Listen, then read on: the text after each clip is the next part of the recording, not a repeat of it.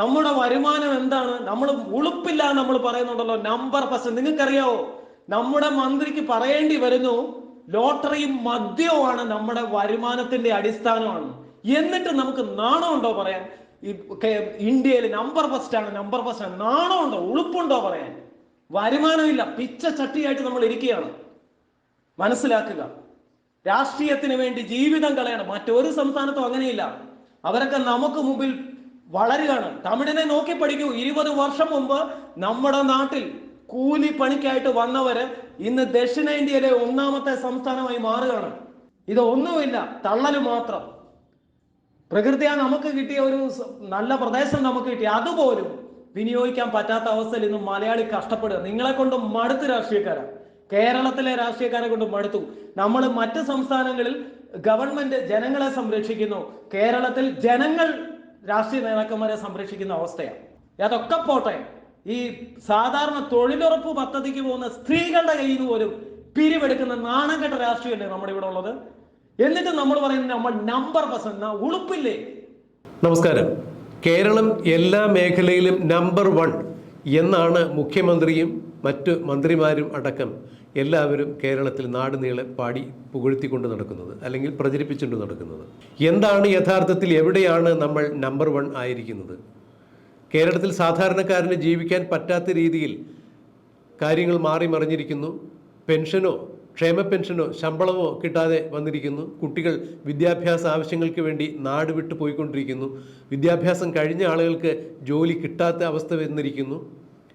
KSRTC പോലുള്ള ഗതാഗത സംവിധാനങ്ങൾ കുത്തഴിഞ്ഞിരിക്കുന്നു. അവിടെ ജോലി ചെയ്യുന്നവർക്ക് ശമ്പളം കിട്ടാക്കനിയായി മാറിയിരിക്കുന്നു. കേരളത്തെ സംബന്ധിച്ചിടത്തോളം ഒരു പ്രസ്ഥാനവും മുന്നോട്ട് കൊണ്ടുപോകാൻ പറ്റാത്ത അവസ്ഥയിൽ സർക്കാർ വിഷമിക്കുമ്പോഴും ഇവിടെ എല്ലാം നമ്പർ 1 ആണ് എന്നാണ് പറയുന്നത്. ആരോഗ്യമേഖല അമ്പെ പരാജയപ്പെട്ടിരിക്കുന്നു. എന്നിട്ടും പറയുന്നു ആരോഗ്യ മേഖലയിൽ നമ്മൾ നമ്പർ 1 ആണ്, നമ്പർ 1 ആണ്. മുഖ്യമന്ത്രിയും മുഖ്യമന്ത്രിയുടെ PRO അംഗങ്ങളും ചേർന്ന് ഒരുക്കുന്ന ഈ നമ്പർ 1 എന്താണ് എന്നറിയണമെന്നുണ്ടെങ്കിൽ തൊട്ട് അയൽ സംസ്ഥാനമായ തമിഴ്നാട്ടിലെ കാര്യങ്ങളൊന്ന് ശ്രദ്ധിച്ചാൽ മതിയാവും. ഈ അടുത്താണ് തമിഴ്നാട്ടിലെ ബജറ്റ് പ്രഖ്യാപിച്ചതും ആ ബജറ്റിനെ തുടർന്ന് അവിടെ ഉണ്ടായ മാറ്റങ്ങളെയും കുറിച്ച് മലയാളിയായ ഒരു സുഹൃത്ത് സംസാരിക്കുന്നത് നമുക്കൊന്ന് കേൾക്കാം. ഇവിടെ അക്ഷരാർത്ഥത്തിൽ നമുക്ക് എന്താണ് നേടാൻ സാധിച്ചിട്ടുള്ളത്? നമ്മൾ ഏത് നിലയിലാണ് നമ്പർ 1 ആയിരിക്കുന്നത്? ദാരിദ്ര്യത്തിൻ്റെ കാര്യത്തിലും കെടുകാര്യസ്ഥതയുടെ കാര്യത്തിലും അഴിമതിയുടെ കാര്യത്തിലും അക്രമത്തിൻ്റെയും അരാജകത്വത്തിൻ്റെയും കാര്യത്തിൽ നമ്മുടെ സംസ്ഥാനം വേണമെന്നുണ്ടെങ്കിൽ നമ്പർ 1 എന്ന നിലയിലേക്ക് മാറ്റി എടുക്കാനാവും. അത്തരത്തിലൊരു ഭാവി വേണമെന്നുണ്ടെങ്കിൽ നമ്മുടെ നാട്ടിൽ കാണുന്നുണ്ട് എന്നാണ് പലരും അഭിപ്രായപ്പെടുന്നത്.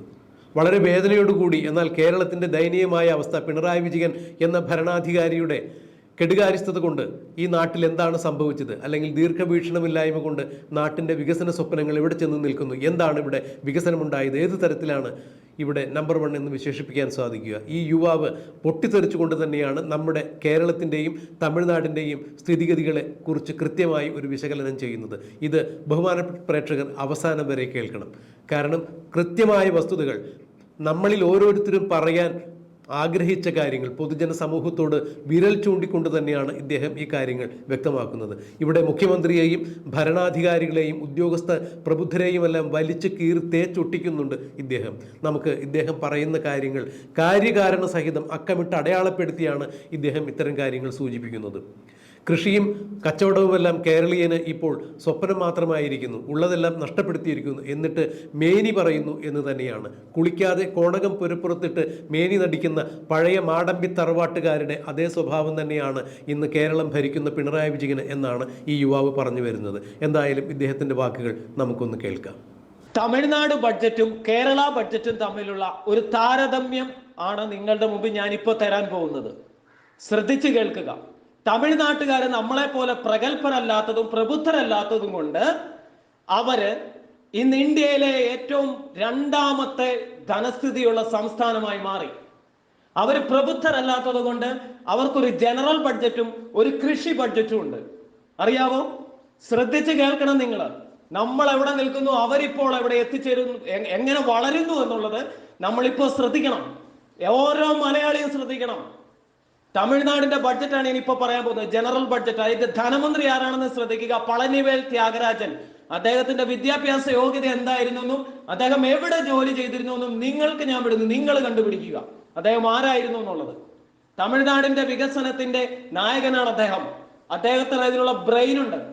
നിങ്ങൾ ശ്രദ്ധിക്കുക, തമിഴ്നാട് ബഡ്ജറ്റ്, ജനറൽ ബഡ്ജറ്റ് ഞാൻ പറയാണ്, 1000 രൂപ വെച്ച് പാവപ്പെട്ട കുടുംബങ്ങളിലെ സ്ത്രീകൾക്ക് കൊടുക്കാനായിട്ട് 7000 കോടി രൂപ തമിഴ്നാട് മാറ്റി വെച്ചിരിക്കുന്നു. മനസ്സിലാക്കുക, പാവപ്പെട്ട കുടുംബങ്ങളിലെ സ്ത്രീകൾക്ക് എല്ലാ മാസവും 1000 രൂപ ഒരു പെൻഷൻ കൊടുക്കുന്നു. അത് ഈ സെപ്റ്റംബർ മുതൽ ആരംഭിക്കും. ഇവർ പറഞ്ഞാൽ അത് ചെയ്തിരിക്കും. 9000 കോടി രൂപ 2 മെട്രോ പ്രോജക്ട് സ്റ്റാർട്ട് ചെയ്യാനായിട്ട് അനുവദിച്ചിരിക്കുന്നു. എവിടെയൊക്കെയാണെന്ന് അറിയാവോ? കോയമ്പത്തൂര്, മധുര. നമ്പർ ഫസ്റ്റ് മലയാളിയാണല്ലോ, നമുക്ക് കൊച്ചിയിൽ ഒരെണ്ണേ ഉള്ളൂ. തമിഴ്നാട് അടുത്ത 2 മെട്രോ പ്രോജക്ട് സ്റ്റേറ്റിന്റെ സ്റ്റാർട്ട് ചെയ്യുന്നു, കോയമ്പത്തൂരിലും മധുരയിലും. അത് ഉടനെ തന്നെ ഒരു പണി ആരംഭിക്കും.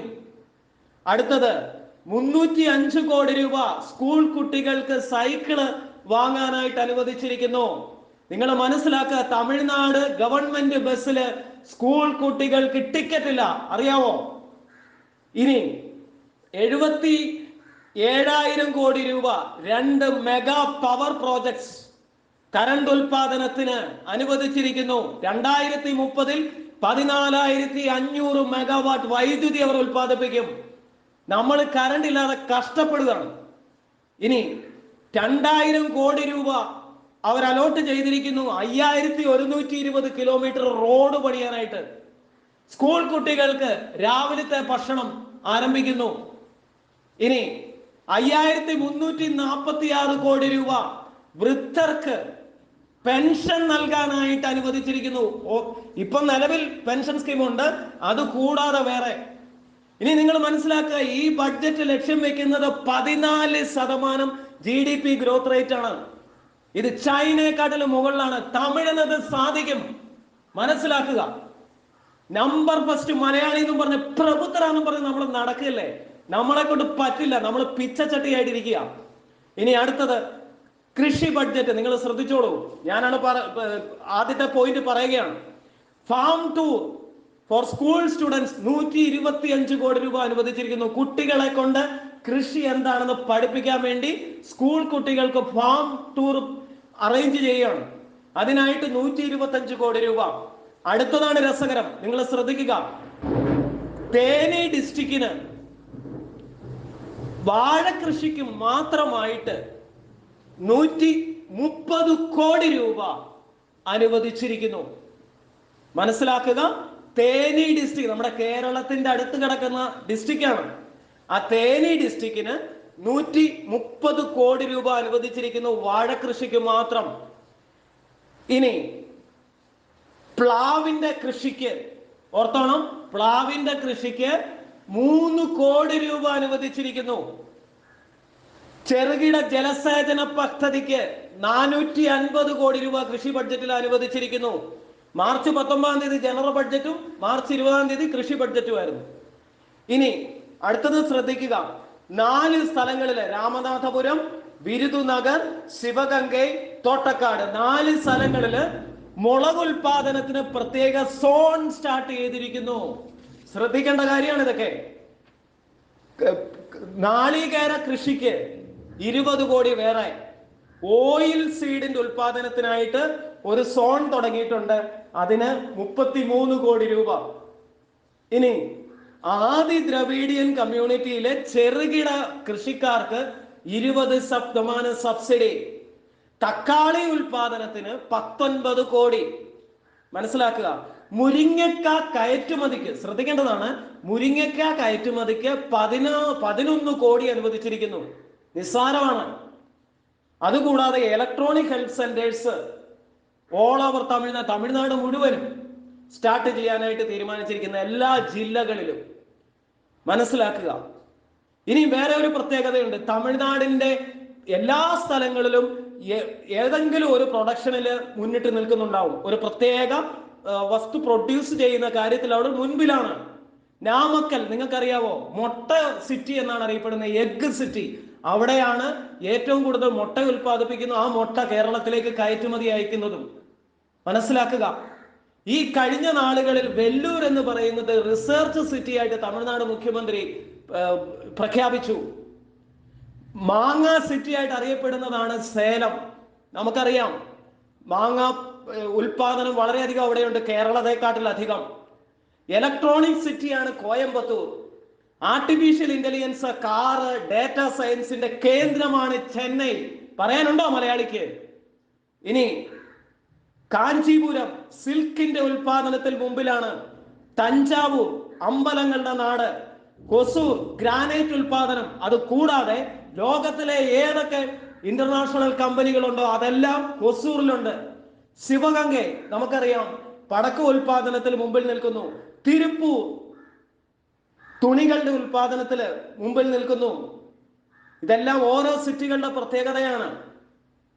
നമ്മൾ മനസ്സിലാക്കണം. നമ്മുടെ അടുത്ത് തന്നെ കുമളിയിൽ നിങ്ങൾ ശ്രദ്ധിക്കുക. കുമളിക്കടുത്ത് കേരളത്തിന്റെ അതിർത്തിയോട് ചേർന്ന ഒട്ടൻചത്രം, തമിഴ്നാട്ടിലുള്ള എല്ലാ പച്ചക്കറികളും ഒരുമിച്ച് കിട്ടുന്ന സ്ഥലമാണ് ഒടൻചത്രം. ദിണ്ടിഗൽ ഞാൻ പറഞ്ഞു തരണ്ട.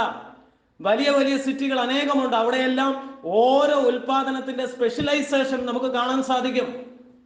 അങ്ങനെയുണ്ടോ കേരളത്തില്? നമ്മുടെ വരുമാനം എന്താണ്? നമ്മൾ ഉളുപ്പില്ല നമ്മൾ പറയുന്നുണ്ടല്ലോ, നമ്പർ പെർസെന്റ്. നിങ്ങൾക്കറിയാവോ, നമ്മുടെ മന്ത്രിക്ക് പറയേണ്ടി വരുന്നു ലോട്ടറിയും മദ്യവുമാണ് നമ്മുടെ വരുമാനത്തിന്റെ അടിസ്ഥാനമാണ്. എന്നിട്ട് നമുക്ക് നാണമുണ്ടോ പറയാൻ? ഇന്ത്യയിൽ നമ്പർ ഫസ്റ്റ് ആണ്, നമ്പർ ഫസ്റ്റ് ആണ്. നാണമുണ്ടോ, ഉളുപ്പുണ്ടോ പറയാൻ? വരുമാനമില്ല, പിച്ച ചട്ടിയായിട്ട് നമ്മൾ ഇരിക്കുകയാണ്. മനസ്സിലാക്കുക. രാഷ്ട്രീയത്തിന് വേണ്ടി ജീവിതം കളയണം. മറ്റൊരു സംസ്ഥാനത്തും അങ്ങനെയില്ല. അവരൊക്കെ നമുക്ക് മുമ്പിൽ വളരുകയാണ്. തമിഴിനെ നോക്കി പഠിക്കൂ. 20 വർഷം മുമ്പ് നമ്മുടെ നാട്ടിൽ കൂലി പണിക്കായിട്ട് വന്നവര് ഇന്ന് ദക്ഷിണേന്ത്യയിലെ ഒന്നാമത്തെ സംസ്ഥാനമായി മാറുകയാണ്. 15 വർഷം കഴിയുമ്പോൾ നിങ്ങൾക്ക് കാണാൻ സാധിക്കും ഏഷ്യയുടെ സമ്പദ് വ്യവസ്ഥയെ നിയന്ത്രിക്കുന്ന ഒരു സ്റ്റേറ്റ് ആയി തമിഴ്നാട് മാറും. അവർക്ക് മദ്യ ലോട്ടറി ഒന്നും അല്ല വരുമാനം. മനസ്സിലാക്കുക. എന്നിട്ട് ചുമ്മാ ഇരുന്ന് രാവിലെയും വൈകിട്ട് കുറ്റം പറച്ചിലും തള്ളലും മാത്രമായിട്ട് അധപ്പതിച്ചു പോയ ഒരു സ്റ്റേറ്റ് ആണ് നമ്മളത്. അറിയാവോ? ഇവരാരും ആരെയും അപ്പുറം ഇപ്പുറം നോക്കിയിരുന്ന് കുറ്റം പറയുകയോ തള്ളുകയോ ചെയ്യുന്നില്ല. അവർ വളരാൻ ശ്രമിക്കുകയാണ്. മലയാളി കുറ്റപ്പെടുത്തുകയാണ്. തമിഴ്നാട്ടിലോട്ട് കയറി അവർക്ക് വൃത്തിയില്ല. ഇത് തന്നെയായിരുന്നോ കേരളം പോലെയായിരുന്നു കൊളംബോ സിറ്റി. അറിയാവോ നിങ്ങൾക്ക്? നല്ല വൃത്തിയായിരുന്നു, വലിയ മോഡേൺ സിറ്റി ആയിരുന്നു. ഇപ്പൊ എന്താണ് അവസ്ഥ? ശ്രീലങ്കയുടെ ഭക്ഷണം കൊടുക്കണേ നമ്മൾ കൊടുക്കണം, അല്ലെങ്കിൽ നമ്മൾ പൈസ കൊടുക്കണം, അല്ലെങ്കിൽ മറ്റു രാജ്യങ്ങളിൽ നിന്ന് പൈസ കൊടുക്കണം അവന് ഒരു നേരത്തെ ആഹാരം കഴിക്കണമെങ്കിൽ. അറിയാവോ? 3 ലക്ഷം കോടി രൂപയിലധികം കടം കയറി ജനങ്ങളുടെ തലക്കടിച്ച് വെച്ചിരിക്കുകയാണ് നമ്മുടെ രാഷ്ട്രീയക്കാര്. മനസ്സിലാക്കുക. കണ്ടു പഠിക്കണം അയൽവക്കത്തെ സംസ്ഥാനങ്ങളെ. നമ്പർ ഫസ്റ്റ് മലയാളി, പ്രഭുത്വ മലയാളി എന്ന് പറഞ്ഞു നടക്കുന്നവൻ. ഇവിടെയൊന്നും ഒരു രാഷ്ട്രീയക്കാരനെ അടിമകളില്ല. തമിഴ്നാട്ടിൽ അടിമകളില്ല, അവിടെ അടിമകളില്ല. മനസ്സിലാക്കുക. രാജ്യം ഇനിയും ഒരു ചോദ്യം കൂടെ നിങ്ങളോട് എനിക്ക് ചോദിക്കാനുണ്ട്. 1948 ഇസ്രായേൽ രൂപീകൃതമായത്. അന്ന് അവർക്ക് ഒരു മരുഭൂമി പോലെയുള്ള ഒരു രാഷ്ട്രം. നമ്മൾ രൂപീകരിക്കപ്പെട്ടത് 1956. ശ്രദ്ധിക്കേണ്ടതാണ്. വെറും 8 വയസ്സ് മാത്രം അധികമേ ഉള്ളൂ ഇസ്രായേലിന്. ആ ഇസ്രായേലിലെ കൃഷി പഠിക്കാനായിട്ട് നമ്മൾ പോകേണ്ടി വന്നു എന്ന് പറഞ്ഞാൽ അതിപ്പര നാണക്കേട് വല്ലതും ഉണ്ടോ? അവരെവിടെ നിൽക്കുന്നു, നമ്മൾ ഇന്ന് എവിടെ നിൽക്കുന്നു? വെറും മരുഭൂമി മാത്രം കൈ കിട്ടിയവൻ ഇന്ന് ടെക്നോളജിക്കൽ ലോകത്തിൽ മുമ്പിലാണ്. സ്റ്റാർട്ടപ്പ് വരുന്ന ലോകത്തിൽ മുമ്പിലാണ്. കൃഷിയിൽ അവൻ മുമ്പിൽ നിൽക്കുന്നു. നമ്മൾ എവിടെ നിൽക്കുന്നു? പുറകോട്ട് പോയില്ലേ? ഇവരെല്ലാം വാചം ഓടിക്കുന്നുണ്ടല്ലോ കേരളത്തിൽ ഇന്ന്. വിദ്യാഭ്യാസം, ആരോഗ്യം, ഇത് രാജാക്കന്മാരുടെ കാലത്ത് മിഷണറിമാര് വന്ന് തുടങ്ങിയ പ്രസ്ഥാനമാണിത്. അത് ഈ വിദ്യാഭ്യാസം, ആരോഗ്യം അല്ലാതെ യുവമാർക്ക് എന്ത് ഇവിടെ രാഷ്ട്രീയക്കാർക്ക് പറയാനുണ്ട്? നമ്മുടെ കേരളത്തിന് 67 വയസ്സായി. മനസ്സിലാക്കണം. ഈ 67 വയസ്സ് പോരായിരുന്നോ നമ്മുടെ കേരളം ഡെവലപ്പ് ആക്കാൻ? നിങ്ങളെല്ലാം ഇത്രയും പറയുന്നുണ്ടല്ലോ. ഇപ്പൊ ഞാൻ തമിഴ്നാടിനെ പറയുന്നത് മലയാളിക്ക് ഇഷ്ടപ്പെടില്ല. തമിഴ്നാടിന്റെ വികസനം പറയുന്നത് മലയാളിക്ക് ഇഷ്ടപ്പെടില്ല. അവിടെ അവൻ കുറ്റം കണ്ടെത്തും. ഞാൻ ചോദിക്കട്ടെ, സിംഗപ്പൂർ ഫോം ചെയ്തത് എന്നാണ്? സിംഗപ്പൂർ ഉണ്ടായ 1965. ഇന്ന് എവിടെ നിൽക്കുന്നു സിംഗപ്പൂര്? നമ്മൾ 56 വന്നതല്ലേ? നമുക്കെന്ത്? അവിടെയും പോയി കുറ്റം പറയില്ലേ? സിംഗപ്പൂരിനെ നോക്കിയിരുന്നുകൊണ്ട് കേരളക്കാരൻ കുറ്റം പറയും. അവിടുത്തെ നിയമവ്യവസ്ഥയെ കുറ്റം പറയും. അതാണ് മലയാളിക്ക് കൊടുത്തിരിക്കുന്ന കഴിവ്, കുറ്റം പറയാനും തള്ളലും. ഈ രാഷ്ട്രീയക്കാരാണ് നിങ്ങളെ ഇങ്ങനെ ആക്കിയത്. ഇവർക്കൊന്നും ഭരിക്കാൻ താല്പര്യമില്ല, വിഷണറിസ്റ്റ് ഇല്ല. മനസ്സിലാക്കുക. നമ്മൾ ശ്രദ്ധിക്കുക. എല്ലാ പാർട്ടികളിലും മിടുക്കന്മാരുണ്ട്. ഇവിടെ സംഭവിക്കുന്നത് എന്താണ്? ജനങ്ങൾക്ക് വേണ്ടവനെ പാർട്ടിക്ക് വേണ്ട, പാർട്ടിക്ക് വേണ്ടവനെ ജനങ്ങൾക്ക് വേണ്ട. അങ്ങനെ ഇത് അധപ്പതിച്ച് മുടിഞ്ഞ് 3 ലക്ഷം കോടി രൂപ കടം കയറി നശിക്കുകയാണ്. ഇതെവിടെ ചെന്ന് വിട്ടു? ആരെങ്കിലും ചിന്തിക്കുന്നുണ്ടോ? ഇവിടെ തമിഴ്നാട്ടില് 16,000 കോടി ധനക്കമ്മി കുറയ്ക്കാൻ ഇപ്പോൾ ഉള്ള ധനകാര്യ മന്ത്രിക്ക് കഴിഞ്ഞു. ഈ വികസനത്തിനിടയിലും കണ്ടുപഠിക്കണം നമ്മളിവരെ. കുറ്റം പറയുന്ന മലയാളി കണ്ടുപഠിക്കണം. ഇനി പുറകെ വരുന്നുണ്ട്, ഡൽഹി ബഡ്ജറ്റ് ഒക്കെ വരുന്നുണ്ട്, ഞാൻ കാണിച്ചു തരാം, നിങ്ങൾക്ക് മനസ്സിലാവും. ഇതൊക്കെ കാണുമ്പോൾ മലയാളി പൊട്ടക്കണ്ടിലെ തവളയാവരുത്. നമ്മൾ ചിന്തിക്കണം. രാഷ്ട്രീയക്കാരന്റെ മക്കൾ വിദേശത്ത് പോയി ജോലി ചെയ്യുന്നു, രാഷ്ട്രീയക്കാരന്റെ മക്കൾ വിദേശത്ത് പോയി കമ്പനികൾ സ്റ്റാർട്ട് ചെയ്യുന്നു. അവന് കുഴപ്പമില്ല കടം കയറിയാൽ. കടം കയറുന്നത് നമ്മളാണ്, കേരളത്തിൽ കിടക്കുന്നത് നമ്മളാണ് അനുഭവിക്കുന്നത്. കുറെ എണ്ണം പുറത്തു പോയി, യൂറോപ്പിൽ പോയി കുറെ പേര് സിറ്റിസൺഷിപ്പ് എടുക്കും. അല്ലാത്തവരെങ്ങനെ ജീവിക്കും? നമ്മൾ എങ്ങനെ ജീവിക്കും? ഈ കടം കയറി നമ്മൾ എങ്ങനെ ജീവിക്കും? നമ്മളാണ് വീട്ടേണ്ടത്, അവരല്ല. രാഷ്ട്രീയക്കാരൻ ഇത് കഴിഞ്ഞിട്ട് അവന് പുറത്തു പോകാം. ഇവരാരെങ്കിലും ചിന്തിക്കുന്നുണ്ടോ നമ്മുടെ കടത്തെക്കുറിച്ചോ ഇതെങ്ങനെ വീട്ടുമെന്നതിനെ കുറിച്ചോ?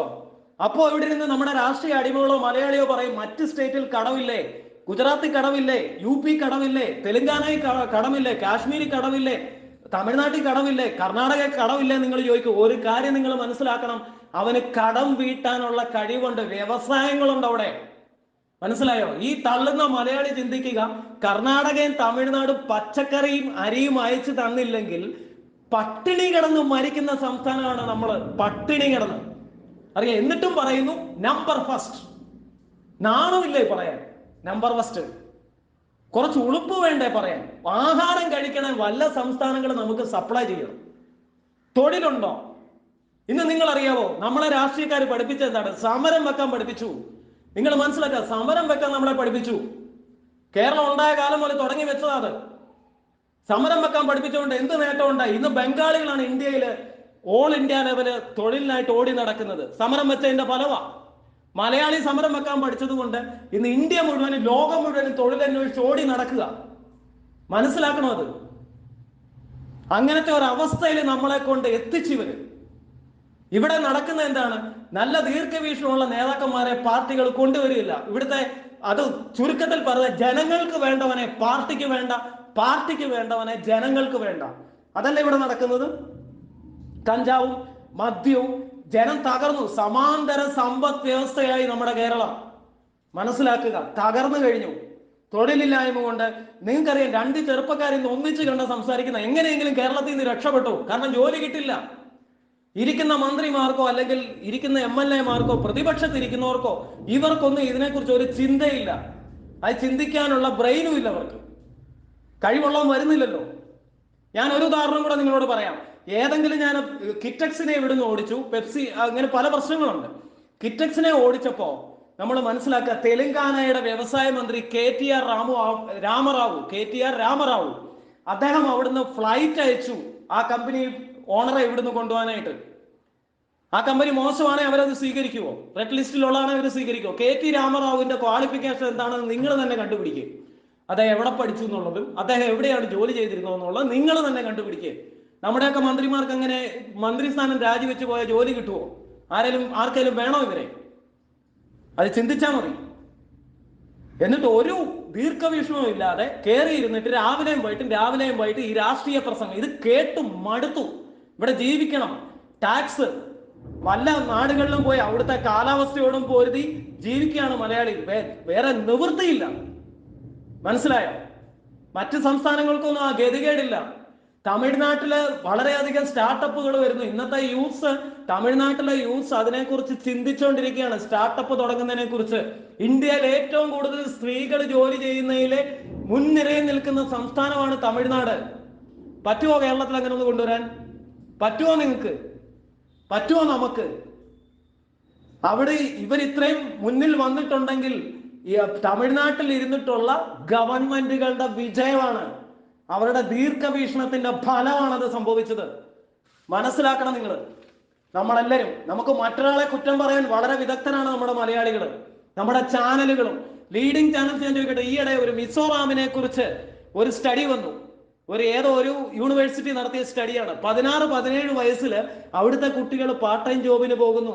വിദ്യാഭ്യാസത്തിന് ഇത്രയും അനുകൂലമായ ഒരു സ്ഥലം വേറെയില്ല. സന്തോഷ സൂചികയില് നമ്പർ ഫസ്റ്റിൽ നിൽക്കുന്നു മിസോറാം.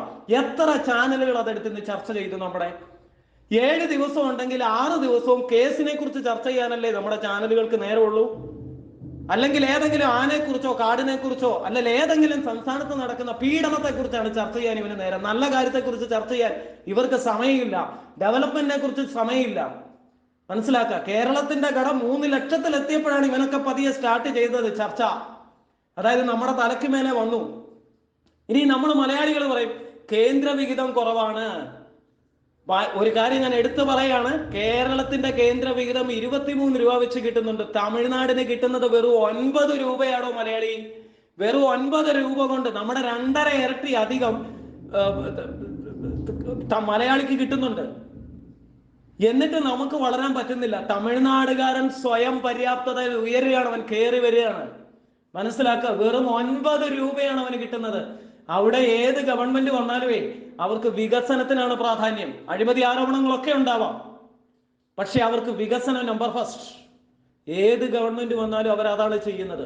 നമ്മൾ മലയാളികൾ അത് ചെയ്യുന്നുണ്ടോ?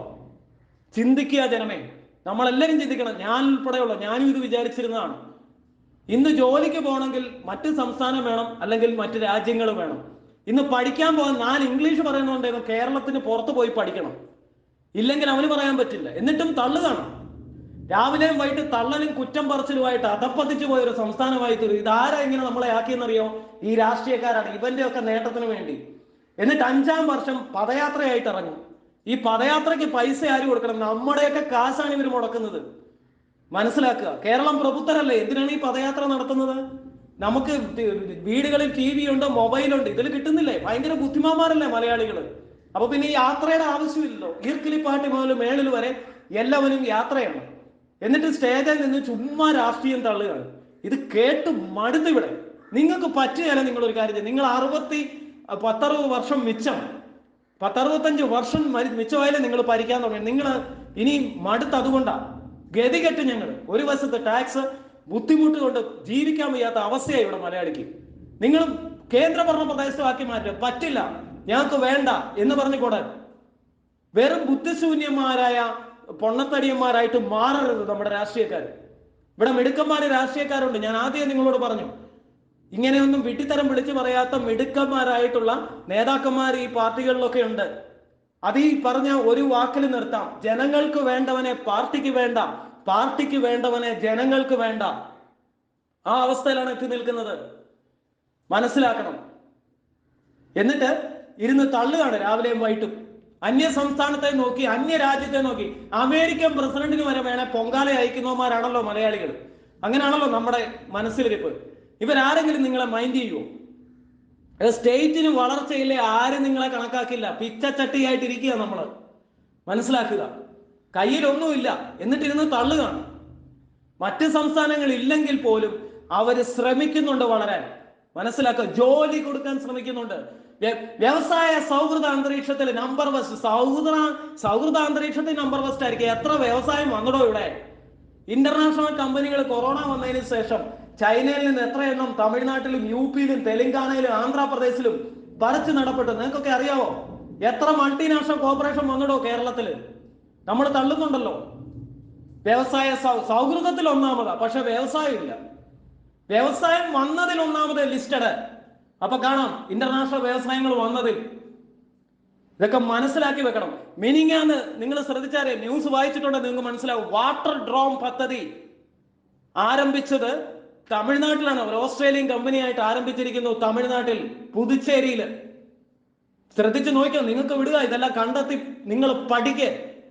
ഈ വ്യവസായങ്ങളൊക്കെ വന്നു കഴിയുമ്പോൾ അവിടെ തൊഴിലവസരങ്ങൾ വർദ്ധിക്കും. എല്ലാവരും ചോദിക്കും, എയർപോർട്ട് പണിയുന്നില്ലേ, റോഡ് പണിയുന്നതുകൊണ്ട് എന്താ നേട്ടം? ഇത് പണിയുമ്പോഴാണ് അവിടെ സ്കൂളുകൾ വരും, കോളേജുകൾ വരും, മാൾസ് വരും. ഗ്രാമങ്ങളിൽ നിന്ന് നഗരങ്ങളിലേക്ക് മൈഗ്രേഷൻ ഉണ്ടാവും, ജോലി അവസരങ്ങൾ കൂടും, അനേകം വ്യവസായശാലകൾ വരും. ഇത് തന്നെയാണോ ഗൾഫിലും അമേരിക്കയിലും എല്ലാം ചെയ്തുകൊണ്ടിരുന്നത്? മനസ്സിലാക്കണം പ്രബുദ്ധ മലയാളി. ഈ രാഷ്ട്രീയക്കാരൻ പറയുന്നത് കേട്ടിട്ട് വിളിച്ചു പോകരുത്. അങ്ങനെയാണെങ്കിൽ ഇനി ഞാൻ ഒന്ന് ചോദിക്കുകയാണ്, നമ്മൾ മനസ്സിലാക്കേണ്ട ഒരു വസ്തുതയാണ് ഇതൊക്കെ. ഈ രാഷ്ട്രീയ കൊലപാതകം ലീഗലൈസ് ചെയ്ത് വെച്ചിരിക്കുകയല്ലേ നമ്മുടെ നാട്ടിൽ. കഷ്ടമാണ്, കഷ്ടം. ഒരു ഓൺലൈൻ ചാനൽ റിപ്പോർട്ട് ചെയ്ത് ഞാൻ ഒരിക്കൽ കണ്ടതാണ്. കണ്ണൂരിലൊക്കെ ഈ രാഷ്ട്രീയക്കാരാൽ കൊല്ലപ്പെട്ട ആൾക്കാരുടെ വീടുകളിൽ അവരുടെ ഭാര്യമാരെയും മക്കളെയൊക്കെ ഇന്റർവ്യൂ ചെയ്ത് ഞാൻ കണ്ടതാണ്. എന്തൊരു കഷ്ടമാണ് അറിയാം അവിടെയൊക്കെ മുഖത്തെ ദൈന്യത.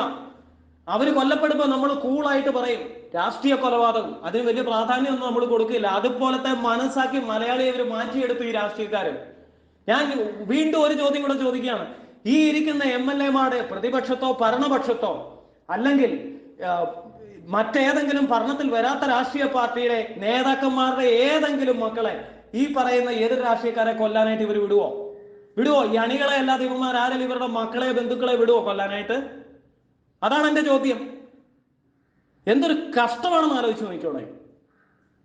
എന്നിട്ട് നമ്മൾ പറയാണ് നമ്പർ ഫസ്റ്റ് പ്രബുദ്ധർ. എന്ത് പ്രബുദ്ധതയാണ്? കൊന്നും അങ്ങോട്ടും ഇങ്ങോട്ടും ഒരു മലയാളി തമ്മി തല്ലി ചാകുകയാണ് അങ്ങനെയുള്ള കേസിൽ.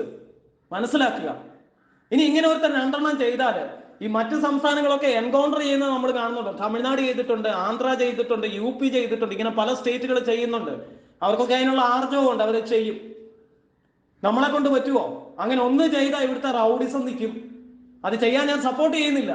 കാരണം നിയമം നമ്മൾ പാലിക്കണമല്ലോ. അപ്പൊ ആ ഏത് നിയമത്തിന്റെ വശം പിടിച്ചിട്ടാണ് ഈ പറയുന്ന സംസ്ഥാനങ്ങളൊക്കെ ഇത് ചെയ്തതെന്ന് എനിക്കറിയില്ല. ഇവർക്കൊക്കെ തക്കതായ വധശിക്ഷ തന്നെ സുപ്രീം കോടതിയിൽ നിന്ന് കൊടുത്തിരുന്നെങ്കിൽ ഈ രാഷ്ട്രീയക്കാർ നേരായ രീതിയിൽ കേസിൽ പോയി ഇവരെ രക്ഷിക്കാതെ വിട്ടിരുന്നെങ്കിൽ ഇവിടെ ഇത് ആവർത്തിക്കില്ലായിരുന്നു. തക്കതായ ശിക്ഷ കൊടുക്കണമായിരുന്നു, മേടിച്ചു കൊടുക്കണമായിരുന്നു. അങ്ങനെ ആയിരുന്നെങ്കിൽ ഈ രാഷ്ട്രീയ കൊലപാതകങ്ങൾ കേരളത്തിൽ വരില്ലായിരുന്നു. ഇവരുടെയൊക്കെ ഭാര്യമാരും മക്കളുമാണോ അനുഭവിക്കുന്നത്? നീയൊക്കെ പിന്നെ തിരിഞ്ഞു നോക്കുവോ? ഇവരെ ഈ ഇറങ്ങിയിരിക്കുന്ന അണികൾ ഇത് ചിന്തിക്കണം. എവിടെയും പോയി ജോലി ചെയ്ത് പൈസ ഉണ്ടാക്കി ജീവിക്കാൻ പഠിക്കും, രാഷ്ട്രീയം കൊണ്ട് നടക്കാതെ. അതൊക്കെ വോട്ട് ചെയ്യുക. മറ്റു സംസ്ഥാനങ്ങളിൽ അത്രയേ ഉള്ളൂ. അവരെ വോട്ട് ചെയ്യും, അതിനുശേഷം അവർ വ്യവസായമോ കൃഷിയായിട്ട് അവർ പോവാണ്. അവരിതിന്റെ പുറകെ നടക്കാൻ നേരമില്ല, തമിഴിനും നേരമില്ല. അതുകൊണ്ട് തന്നെയാണ് ഞാൻ തമിഴ്നാടുമായിട്ട് കമ്പയർ ചെയ്ത് നിങ്ങളോട് സംസാരിച്ചത്. മനസ്സിലായി? ഈ തമിഴ്നാടെന്ന് പറയുന്നത് നിങ്ങൾ മനസ്സിലാക്കിക്കോ. 2030 ഇന്നലെ ഫിക്കിയുടെ ഒരു യോഗത്തിൽ അവിടുത്തെ മുഖ്യമന്ത്രി പറഞ്ഞതാണ് $1 ട്രില്യൺ ഇക്കോണമിയാണ് ഞങ്ങൾ ലക്ഷ്യം വെക്കുന്നത്. മനസ്സിലാക്കുക. അത്രയും ചിന്തിക്കാനുള്ള ശേഷി നമ്മുടെ കേരളത്തിലെ ഏതെങ്കിലും നേതാക്കന്മാർക്കുണ്ടോ? നിയമസഭയെ കിടന്ന് അങ്ങോട്ടും ഇങ്ങോട്ടും തല്ലുവെക്കാനുള്ള കഴിവല്ലേ ഉള്ളൂ നമുക്ക്. രാവിലെ വൈകിട്ട് ഇരുന്നിട്ട് ചുമ്മാ രാഷ്ട്രീയം വെറുതെ രാഷ്ട്രീയം, വേറെ ഒന്നും മാർക്ക് പറയാനില്ല. അത് കേട്ട് മടുത്തു.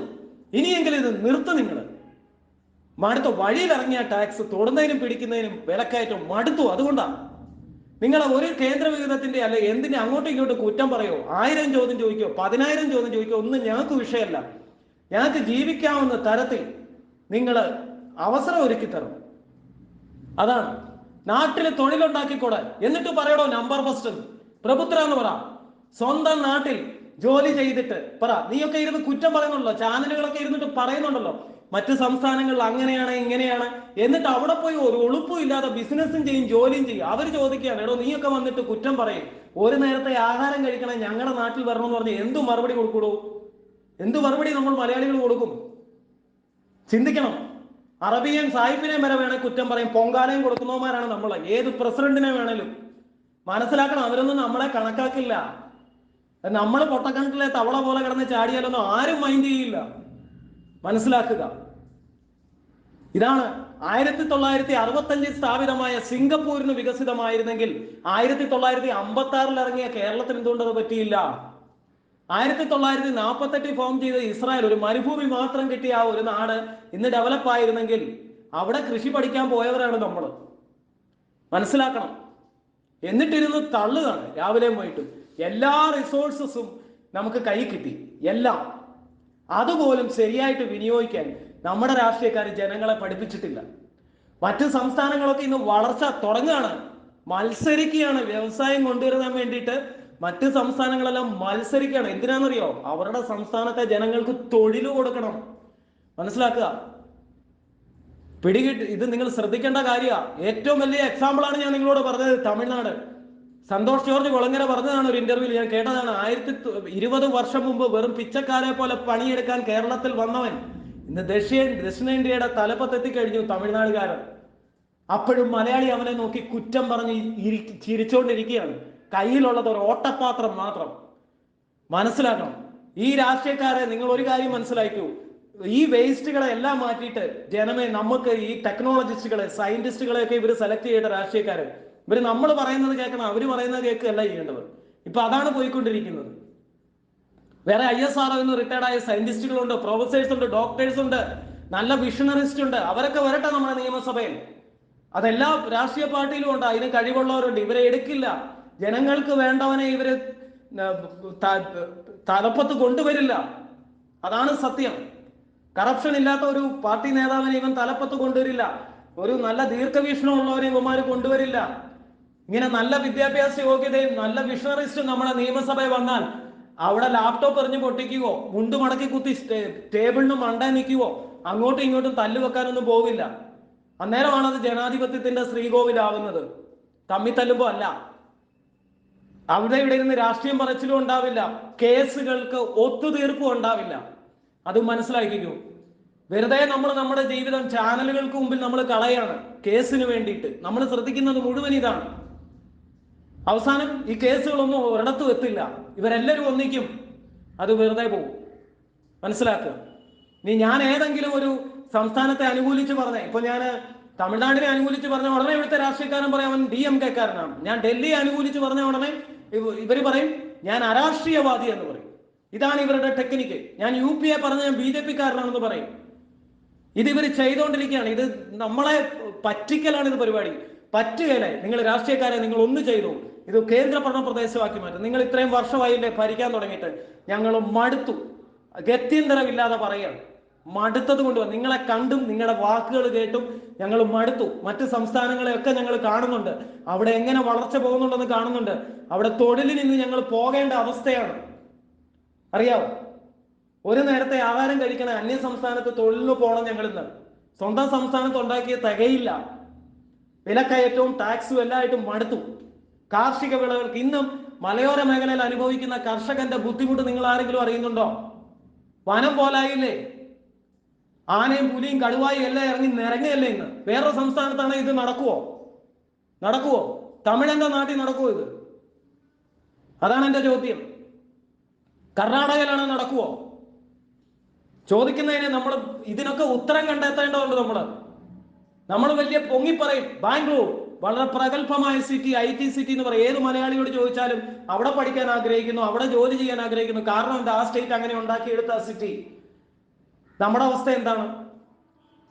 എന്ത് ഉൽപാദനമാണോ നമ്മുടെ സംസ്ഥാനത്തുള്ളത്? എന്നിട്ട് ഉപഭോക്തൃ സംസ്ഥാനം എന്ന് പറഞ്ഞ് നമ്മൾ ഞെളിഞ്ഞ് നടക്കുകയല്ലേ. മറ്റു സംസ്ഥാനങ്ങൾ ഉപഭോക്തൃമൊക്കെ ഉണ്ട്. മനസ്സിലാക്കുക. ആദ്യം സാധനം ഉൽപ്പാദിപ്പിച്ച് എക്സ്പോർട്ട് ചെയ്യാൻ തയ്യാറെടുക്കുക, എന്നിട്ട് പറ ഡയലോഗ് അടിക്കുക. ഇതൊന്നുമില്ല, തള്ളല് മാത്രം. പ്രകൃതിയാ നമുക്ക് കിട്ടിയ ഒരു നല്ല പ്രദേശം നമുക്ക് കിട്ടി, അതുപോലും വിനിയോഗിക്കാൻ പറ്റാത്ത അവസ്ഥയിൽ ഇന്ന് മലയാളി കഷ്ടപ്പെടുക. നിങ്ങളെ കൊണ്ട് മടുത്ത് രാഷ്ട്രീയക്കാരാണ്. കേരളത്തിലെ രാഷ്ട്രീയക്കാരെ കൊണ്ട് മടുത്തു.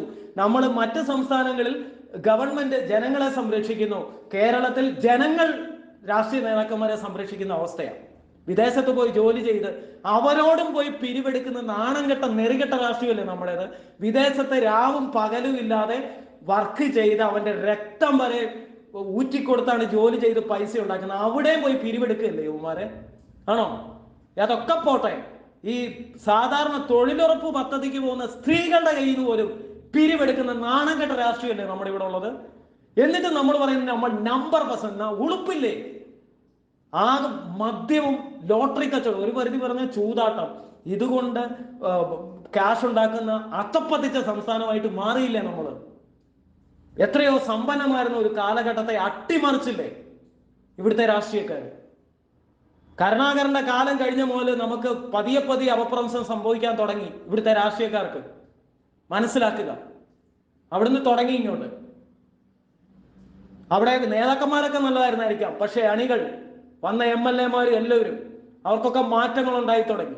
പണത്തിനോട് ശ്രദ്ധ, പണം ഉണ്ടാക്കണം എന്നുള്ള ഒരു ചിന്ത, അതാണ് ഇവിടെ എത്തിച്ചത്. നിങ്ങൾക്ക് ഭരിക്കാൻ പറ്റില്ലെങ്കിൽ എൻ്റെ ഒരു അപേക്ഷയാണ്, നിങ്ങൾ ഇത് കേന്ദ്രഭരണ പ്രദേശമാക്കി മാറ്റുക. അത് മാത്രമേ എനിക്ക് പറയാനുള്ളൂ.